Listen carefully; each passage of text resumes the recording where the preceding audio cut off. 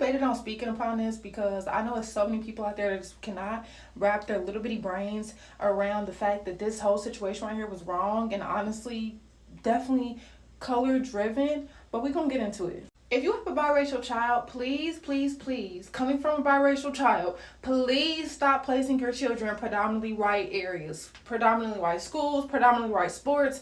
Please allow them to be around both sides of their culture, okay? You can't get offended by what I'm saying, okay? You should get offended at the fact that the world has to be that way. You should be offended at the fact that what I'm saying is really true, regardless of if anybody wants to admit that or not. And before I say this, I just want to say that if you're not biracial, you really can't argue with anything that I'm saying, because if you're not biracial, you've never grown up experiencing being biracial, okay? So this is coming from somebody that's biracial. As an adult, you get used to it. You know who to surround yourself with and what shit you should and should not deal with. But as a child, they literally don't know any better. And being biracial in general, you get hate from both sides. You're not white enough for the white folk, you're not black enough for the black folk. So you really got to be in your own little bubble. And because of that, you really have to place your children in situations where they will feel comfortable all around, or at least have a better chance of being comfortable with one group or this group or that group versus totally being the outsider or the only different one. This is a prime example of that. Y'all cannot convince me. Nobody could pay me $1 million to change my mind on the fact that her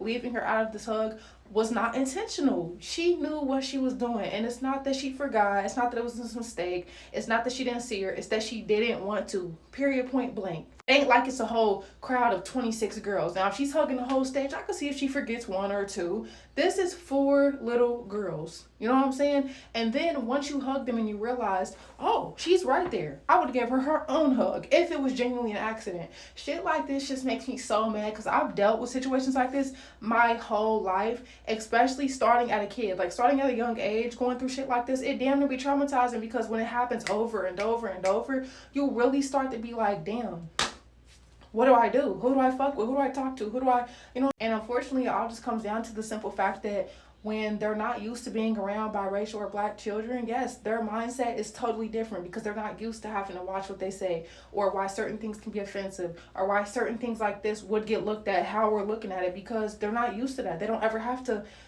change their thinking or alter their ways or start understanding something different than what they're used to or what they were taught or what they're always around. Y'all get what I'm putting down? But this is why things like this continue to happen, because nobody speaks up and nobody makes the people feel and understand why shit like this is foul, why shit like this can be detrimental to the character of somebody growing up. You know what I'm saying?